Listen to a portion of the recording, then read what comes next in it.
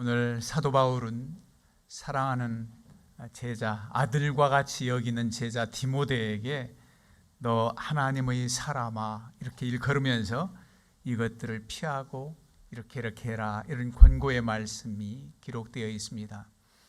디모데 전서와 후서 그리고 디도서를 목회서신이라 그럽니다. 목회하는 디모데와 디도에게 목회를 이렇게 해라 하는 권면의 내용들이 있지요.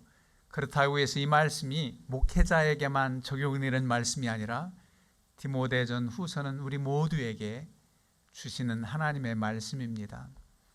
우리를 일컬어서도 하나님의 사람이라 이 말씀이 우리에게도 주어지는 줄 믿으시기를 바랍니다. 우리도 하나님의 사람이에요. 특별히 요즘에 우리를 일컬어서 저기 하나님의 사람 지나간다, 하나님의 사람이다 이렇게 하진 않지만 옛날 어르신들 교회 열심히 다닐 때 예수쟁이 이랬습니다. 쟁이라는 것은 아주 전문가지요. 예수쟁이. 요즘에는 교회 다니는 사람이라 해서 교인 그렇게 말하지요. 여기는 뭐 크리스찬 이런 사람들도 있겠지요. 근데 교인 하면은 교회 다니는 사람은 더 이상 무슨 수식어가 필요 없을 텐데 교인 중에 참 신자가 있고 그렇지 못한 이가 있어서 교인은 교인인데 신자가 많지 않다 이런 말도 해요. 교회 다니는 사람이면은 다 신자예요. 기름하면 참기름하면 참기름이 돼야 되는데 그 앞에 뭘 또 순참기름이 붙을 필요가 있느냐 말이에요. 그런데 그러지 못하기 때문에 교인 중에도 신자가 있고 그러지 못한 이가 있기 때문에 교인 그렇게 구분하는지도 몰라요. 오늘 찬양대 신자 되기 원합니다. 그래요. 하나님의 진정한 사람은 참 신자지요. 하나님 온전히 믿는 신앙인들입니다. 그러면 오늘 하나님의 사람아 이렇게 일컬었는데 우리가 하나님의 사람이라고 하는 것은 바로 우리가 하나님께 속해 있다는 겁니다. 하나님께 속한 자라는 거예요. 그리고 구약시대 하나님의 사람 이렇게 일컬음 받는 이들을 보면 하나님의 일을 전적으로 수행하던 그런 사람들이 하나님의 사람이라 일컬음을 받았어요. 모세를 일컬어 하나님의 사람 그랬습니다. 엘리야 선지자, 엘리사 선지자에게도 하나님의 사람 그랬습니다. 사무엘 선지자에게도 하나님의 사람 이렇게 일컬음을 받았어요. 그런데 선지자도 제사장도 아닌 지도자도 아닌 그런 특별한 하나님의 일만을 수행하지 않는 사람에게도 붙여졌는데 그게 바로 다윗입니다. 다윗에게 하나님의 사람 이렇게 붙여졌어요. 놀라운 은혜죠. 그런데 이제 신약시대에서는 교회 일을 전적으로 하는 목회자에게만 하나님의 사람이 아니라 우리 모두에게 하나님의 사람이라는 겁니다. 요한일서 4장 4절에 보면 자녀들아 너희는 하나님께 속하였고 그들을 이기었나니 이는 너희 안에 계신 이가 세상에 있는 자보다 크심이라. 우리 안에 주님이 계셔서 너희들은 하나님께 속해 있다. 그래서 우리는 하나님의 사람이라는 겁니다. 그런가 하면 디모데 후서 3장에 보면은 여러분들이 암송도 하는 내용들입니다. 모든 성경은 하나님의 감동으로 된 것으로 교훈과 책망과 바르게 함과 의로 교육하기에 유익하니 이는 하나님의 사람으로 온전하게 하며 모든 선한 일을 행할 능력을 갖추게 함이라. 모든 성경은 하나님의 감동으로 된 것으로 의와 교훈과 책망, 바르게 하는 이 모든 것이 우리로 하여금 하나님의 사람으로 온전하게 하는데 귀한 영의 말씀 책이 된다는 겁니다. 그러니까 우리 모두를 일컬어서 하나님의 사람이라고 그러잖아요. 그래서 이 하나님의 사람이라고 하는 이 정체성을 분명히 가질 때 악한 시험을 이기고 어떤 핍박에도 굴하지 않는 참 크리스찬, 진정한 믿음의 사람, 신자가 되는 것입니다. 우리의 하나님의 사람이라고 일컬을 때 우리는 감히 어떻게 제가 하나님의 사람으로 그렇게 일컬음을 받을 수 있나요? 라고 하는 겸손한 마음이 있을 거예요. 그러나 감히 여러분들은 하나님의 자녀고 하나님의 사람입니다. 그래서 마땅히 하나님의 사람이라고 일컬어진다면 하나님께 속한 자, 하나님의 권속으로서 하나님의 자녀답게 사는 것이 마땅합니다. 여러분, 큰 부담인가요? 어려운가요? 하나님의 자녀로 살아가는 것, 참 신자로 살아가는 것, 물론 힘들 수도 있어요. 그러나 성령께서 우리에게 힘을 주십니다. 하나님의 사람으로 살아갈 수 있도록 그 자긍심과 그 놀라운 은혜를 우리에게 주십니다. 그건 교만이 아니에요. 하나님의 사람, 하나님의 자녀로 일컬음받은 것이 너무 감격해서 하나님 뜻대로 살고자 하는 열심이 우리 안에 있게 되고 성령께서 늘 권고하십니다. 너 하나님의 사람아. 그래서 좋은 일, 하나님 기뻐하신 일들을 할 때는 여러분들이 그 음성을 들어야 돼요. 너 하나님의 사람아, 참 수고한다. 너 하나님의 사람아, 아버지 나라에 상급이 있다. 이런 여러분 영적 음성을 들을 수 있어야 돼요. 그런가 하면 지난번에도 말씀드렸지요. 나는 날마다 죽노라.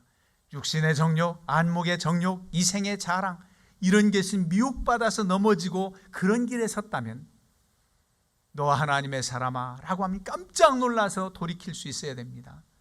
계속 그 자리에 머물거나 그곳으로 달려가서는 안 돼요. 미혹받는 길로 가서는 안 된단 말입니다. 그래서 하나님의 사람이라고 하는 이 음성을 날마다 들어야 돼요. 너 하나님의 사람아. 여러분, 구약시대에 하나님의 사람, 어떻게 이런 이들이 일컬음을 받았을까? 특별하지요. 모세 같은 경우 하나님의 사람이다. 80세에 부름받아서 이스라엘 백성들을 애굽 나라에서 이끌어 나올 때 얼마나 많은 어려움과 고난이 있었습니까? 그러나 그 부르심에 응답해서 하나님의 종으로 최선을 다했습니다. 하나님께서 힘주시고 능력 주시지만 백성들이 그래도 알아주고 백성들이 다 같이 고생하는데 꿈이 있잖아요. 젖과 꿀이 흐르는 약속의 땅, 가나안 땅, 그곳을 향해서 힘들어도 어려워도 달려가는 길에 오히려 모세 지도자에게 감사한 마음으로 나갔으면 좋으련만 조금만 어려우면 원망 불평입니다. 낙심해요. 물이 없다, 고기가 먹고 싶다, 차라리 이집트 나라에 있었으면 종노릇해도 먹고 살 수 있었을 텐데 매장지가 없어서 이 광야에서 우리를 죽게 하려고 하느냐, 그렇게 원망불평해요. 여러분, 백성들이 격려하고 응원해도 부족할 텐데 그렇게 원망불평할 때 모세가 얼마나 힘들었겠습니까? 그래도 모세는 하나님의 뜻을 받들어 최선을 다해요. 오히려 백성들이 죄를 범해서 죽음 가운데 이르렀을 때 하나님 거두어 달라고 얼마나 기도합니다. 하나님의 책에 내 이름이 지워질지라도 이 백성은 좀 용서해 달라는 거예요. 이게 바로 지도자입니다. 자신은 망해도, 자신은 아무것도 아닌 것 같이 되어도 이 백성들, 이 공동체는 살려주십시오. 그게 바로 지도자입니다. 그런데 오늘날 정치 지도자들이나 지도자라고 하는 사람들의 모습을 보십시오. 정말 자기 희생은 조금도 안 하고 어떻게 하면 자기의 이권을 찾을까, 누가 이 헤게모니를 잡을까, 이 생각만 하고 있어요. 여러분, 우리 주님은 그런 방법도 아니고 하나님의 사람들은 그렇지 않았습니다. 정말 희생하는 마음으로 그랬어요. 부르심에 응답하고 끝까지 순종하는 마음으로 나아갔습니다. 하나님 앞에 온전한 믿음으로 달려간 모세와 같은 이가 하나님의 사람으로 일컬음받았다. 참 본받을 만하지요. 엘리야 선지자, 엘리사 선지자 특별합니다. 모두 다 바알 아세라 신을 섬기고 온 왕으로부터 백성들까지 다 그것으로 치우칠 때도 끝까지 하나님 편에 서고 외로운 길을 달려갔던 그 엘리야 선지자, 엘리사 마찬가지지요. 이들이 하나님의 사람이었어요. 그러면 사무엘 같은 사람도 하나님의 사람이라고 일컬음 받습니다. 사무엘 선지자, 늘 하나님과 교통하고 기도했던 사람이지요. 사무엘 선지자, 이런 사람이 하나님의 사람으로 일컬음 받았어요. 이스라엘 나라 초대왕 사울 왕이 왕으로 세움받을 때는 괜찮은 사람이었습니다. 나중에 다윗을 시기질투하고 미워하고 타락해서 그렇지 처음에 이스라엘 나라 초대왕으로 세움받기에 그래도 합당한 사람이었어요. 어디에서 볼 수 있느냐면 그의 아버지 기스가 암나기들을 잃어버렸어요. 그래서 아들 사울에게 나귀를 찾아와라 그러면서 사환 한 사람을 붙여줬습니다. 종 한 사람을 붙여줘서 둘이 이제 암나기를 찾으러 가는 거예요. 에브라임 골짜기, 살리사 땅, 두루두루 다니고 베냐민의 땅 다 찾아다녀도 암나기를 찾지 못했어요. 사울 왕이 아버지의 심정을 헤아립니다. 종에게 이 암나기는 고사하고 이러다 아버님이 우리를 걱정할까 염려된다. 그렇잖아요. 나귀 찾으러 갔다 자식이 돌아오지 않고 밤이 됐는데도 안 돌아오면 그게 더 걱정스러우니 우리 돌아가자. 그랬더니 그 사환이 여기 숲 땅에 하나님의 사람이 있습니다. 그분을 만나면 우리가 찾을 수 있습니다. 그게 바로 누구냐? 사무엘 선지자예요. 그래서 사무엘 선지자를 만나게 되고 그렇게 알게 됐던 것을 기억합니다. 사무엘 선지자는 어려서부터 하나님의 음성을 듣고 늘 기도하는 사람이었어요. 여러분, 옛날 시골 버스에 오늘도 무사히 하는 기도하는 그림 저는 그 어렸을 때 소녀인 줄 알았어요. 얼마나 예쁘게 생긴 소녀가 저렇게 기도하나 무릎 꿇고. 그게 사무엘이었더라고요. 사무엘. 어려서부터 하나님께 기도했던 사무엘 선지, 기도의 사람. 이런 사람이 하나님의 사람이로구나. 그러면 다윗과 같은 제사장도 아니고 선지자도 아닌데 하나님의 사람이라는 겁니다. 얼마나 하나님을 의지하고 하나님을 사랑했던 사람. 그가 실수도 하고 하나님 앞에 죄도 지었지만 그래도 내 마음에 합한 자라, 이런 일컬음을 받은 사람. 어찌 보면 대단히 흠과 티가 없는 사람, 그를 모범으로 따라가려면 우리가 힘들지 모르는데 때로는 나약하고 넘어지고 죄를 범하기도 했던 그런 다윗과 같은 인물이 하나님께 회개하고 인침받았다고 하는 사실에 우리도 소망이 있습니다. 약하고 넘어져도 그래도 다윗을 용서하시고 받아주신 하나님. 그래서 다윗을 하나님의 사람이라 일컬음받았다면 우리도 구약의 선지자나 대단한 인물 같은 존경받는 사람이 아니래도 다윗과 같은 이도 하나님의 사람이라고 일컬음을 받았다면, 아니 신약시대에 이 성령시대에 하나님의 사람으로 일컬음받는 것은 우리 모두에게 주어진 은혜라는 겁니다. 디모데후서 3장 16절 말씀드렸잖아요. 하나님의 사람으로 온전하게 한다. 우리 모두 하나님의 사람으로 온전하게 하는 하나님 말씀에 귀 기울여서 그 말씀을 따라 살아라, 그렇게 권고하고 있습니다. 여러분, 하나님의 사람 하면서 디모데에게 부탁을 합니다. 이건 디모데에게만 적용되는 것이 아니라 내가 이렇게 살고 성도들을 이걸 가르치라고 하는 간절한 권면이 있습니다. 오직 너 하나님의 사람아, 이것들을 피하고 의와 경륜과 믿음과 사랑과 인내와 온유를 따르며 믿음의 선한 싸움을 싸워라. 영생을 취하라. 이를 위하여 내가 부르심을 받았고 많은 증인 앞에서 선한 증언을 하였도다. 그러면서 더 나아가 14절에 우리 주 예수 그리스도께서 나타나실 때까지 흠도 없고 책망받을 것도 없이 이 명령을 지키라, 이렇게 권면을 해요. 이것들을 피하라, 따르라, 싸우라, 취하라, 지키라, 이렇게 권면해요. 그럼 여기서 뭐가 제일 중요하냐? 제가 생각할 때는 영생을 취하랍니다. 영생을 취해라. 너 하나님의 사람아, 영생을 취해라. 그 영생을 취하기 위해서 피할 것들이 있고 따라야 될 것이 있고 선한 싸움을 싸워야 되고 마지막으로 나오는 명령, 하나님의 말씀을 지켜야 된다. 바로 영생을 취하라. 여러분, 영생을 취하라 할 때 이 취하라고 하는 헬라어가 에필라브라고 하는 단어입니다. 에필라브. 이 원뜻은 꼭 붙잡다는 거예요. 에필라브. 꼭 붙잡다. 영생을 취하다. 꼭 붙잡고 영생 놓치지 말아라. 여러분, 교리적으로 이상한 것 같지요. 영생을 취하라니, 영생을 붙들라니. 예수 그리스도를 믿고 하나님의 자녀가 됐고 영생의 복을 이미 받았는데 영생을 취하고 붙잡고 마치 미완성된 것처럼 그렇게 읽혀집니까? 깊은 뜻이 있습니다. 마치 사도 바울이 빌립보서의 말씀대로 뭐라고 권면을 합니까? 구원을 이루라고 권면을 합니다. 구원을 이루라. 여러분, 구원을 이루라고 하는 것이 구원을 받지 못했다는 거 아니잖아요. 나의 사랑하는 자들아, 너희가 나 있을 때뿐 아니라 더욱 지금 나 없을 때에도 항상 복종하여 두렵고 떨리는으로 너희 구원을 이루라. 이 말씀하고 통합니다. 예수 그리스도를 믿고 구원을 받았어요. 그런데 주님 부르신 날까지 믿음의 선한 싸움을 싸우고 이겨내서 주님 부르실 때까지 몸과 혼과 영이 온전히 보존받고 14절 말씀대로 흠도 없고 책망받을 것도 없이 이겨낼 수 있어서 받은 구원, 주어진 영생 놓치지 말고 끝까지 이 믿음을 지키고 나가라는 겁니다. 이미 받았지만은 미완성된 구원이라는 뜻이 아니라 그 구원의 사람으로서 끝까지 승리하라는 거예요. 놓치지 말라는 거예요. 나더러 주여 주여 하는 자마다 다 천국에 갈 자가 아니라고 그러잖아요. 구원받지 못했다는 게 아니라 잘 유지해야 됩니다. 믿었다고 이름만 올려놓고 아무렇게나 세상을 살고 하나님 영광을 가리면서도 그게 참 구원받은 자의 삶입니까? 구원받은 자, 하나님의 자녀, 하나님의 사람답게 살아가라는 겁니다. 그래서 구원을 이루라는 뜻이고 영생을 취하라는 뜻입니다.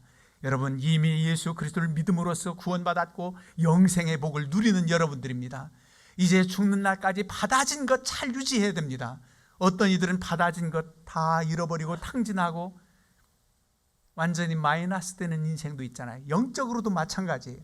그 놀라운 감격의 구원과 영생의 복을 빼앗기거나 잃어버리지 말고 잘 보존할 수 있도록 하라는 겁니다. 그러나 그렇게 어렵지 않습니다. 바로 하나님의 사람아, 일컬음 받은 사람들처럼 늘 하나님 말씀에 순종하고 하나님과 교통하고 늘 기도하고 성령의 도우심을 힘입으면 넉넉히 이겨낼 수가 있습니다. 그때마다 우리는 감사해요. 아, 내가 이 일을 할 수 있었다니, 이렇게 하나님의 능력을 힘입어서 할 수 있었다니, 여러분 자신이 감격스러울 거예요. 여러분, 사랑의 은사가 서로 충만하면 뭐라 그래요? 나보다 당신을 더 사랑합니다. 그런 고백을 한다고 그랬지요. 나보다 당신을 더 사랑합니다. 자신보다 당신을 더 사랑한대요. 부부들 같이 앉았으면 한번 고백해 볼까요? 나보다 당신을 더 사랑합니다. 해보세요. 한 장로님 좀 해보세요. 같이 앉으셨어요. 많이 같이 앉으셨네. 나보다 당신을 더 사랑합니다. 정말 나보다 당신을 더 사랑해야 돼. 그리고 나서 제가 또 생각한 그 이어지는 얘기가 있잖아요. 뭐냐면, 무슨 고백이냐면, 나보다 당신을 더 사랑하는 내가 좋아. 이상해요. 말장난 같아요. 나보다 당신을 내가 더 사랑하니 나도 대견스러워. 나도 참 대단해. 그런 내가 좋아. 이런 고백입니다. 하나님께 대해서 서로 사랑하는 관계에서 그런 고백이 넘쳐나야 돼요. 여러분, 하나님의 사람아, 하나님의 사람아, 지난번 말씀드렸죠. 여러분들은 주신 말씀을 붙잡고 한 주간을 살아간다는 것, 날마다 죽노라, 육신의 정욕, 안목의 정욕, 이생의 자랑 이겨내야지 하며 지난 한 주간 살았다면, 저는 너 하나님의 사람아, 이 제목을 가지고 한 주간을 묵상하며 지내왔습니다. 너 하나님의 사람아, 이 일컬음을 받기에 부족한 저를 성령께서 도우시옵소서. 그러면서 피하라는 겁니다. 이것들을 피하라. 뭘 피해야 됩니까? 여러분, 피하여서 이기는 게 있고 싸워서 이기는 게 있습니다. 마귀는 대적해라. 그리하면 너희를 오히려 피하리라. 마귀한테 덜덜 떨면서 무서워하며 그러지 말라는 겁니다. 마귀하고는 싸워서 이겨야 된다는 겁니다. 그런데 피할 것이 있어요. 도박 같은 거 피해야 됩니다. 마약 피해야 됩니다. 나 한번 시험 삼아서 해볼까? 그냥 한번 해보았다 그게 매인받는 수가 너무너무 많아요. 장난 삼아서 마약을 했는데 그걸 끊지 못하면서 중독된 사람들이 너무 많아요. 마약을 피한다, 도박을 피한다, 음행을 피한다. 피해야 돼. 요셉과 같으니 포디발 장군의 아내 유혹을 받았을 때 여러분 생각해 보세요. 요셉이 참 믿음의 사람입니다. 주여 믿습니다. 이 미혹된 유혹을 이기게 하옵소서. 묵상 기도하고 그 자리에서 주여 주여 삼창하고 해서 되겠습니까? 그냥 겉옷 빼앗기더라도 뛰쳐나가서 피해야 보통 36개 그러지요. 그게 이기는 겁니다. 그래서 시편 1편 말씀에 복 있는 사람은 악인의 길을 쫓지 않고 죄인의 길에 서지 아니하며 오만한 자의 자리에 앉지 아니하고 피한다는 겁니다. 비겁한 게 아닙니다. 하나님의 사람이 어울릴 수가 없어요. 그래서 피하는 겁니다. 그리고 오늘 본문에 이것들을 피하라고 했을 때는 앞서서 6장 3절 이하에 여러 가지 말씀들이 있어요. 이런 것들을 피하라는 거예요. 다른 교훈들, 그리고 4절에 나오는 투기, 분쟁, 비방, 악한 생각, 이런 것들을 피하라. 8절 우리가 먹을 것과 입을 것이 있은즉 족한 줄로 알아라. 자족함을 알라. 그리고 10절 돈을 사랑하며 일만하게 뿌리가 되나니 이것을 탐내는 자들은 미혹을 받아 믿음에서 떠나 많은 근심으로서 자기를 찔렀도다. 돈을 사랑하여서 그것을 쫓을 때 미혹을 받아서 오히려 믿음에서 떠나게 됐다. 여러분, 돈은 필요합니다. 그런데 그 돈이 최고이고 최고의 가치인 양 모든 전 마음을 다 써서 사랑하는 단계에 이른다면 그것이 만몬 신이 돼서 나를 사로잡고 믿음에서는 떨어지게 한다는 겁니다. 일만하게 뿌리가 된다. 이런 생각에서 피하라, 떠나라는 겁니다. 그런가 하면 따를 것이 있지요. 의와 경건과 믿음과 사랑과 인내와 온유를 따르라. 이러한 단어들이 예수님의 속성입니다. 성령들의 열매입니다. 성령의 열매입니다. 의와 경건, 믿음, 사랑과 인내와 온유는 따라야 된다.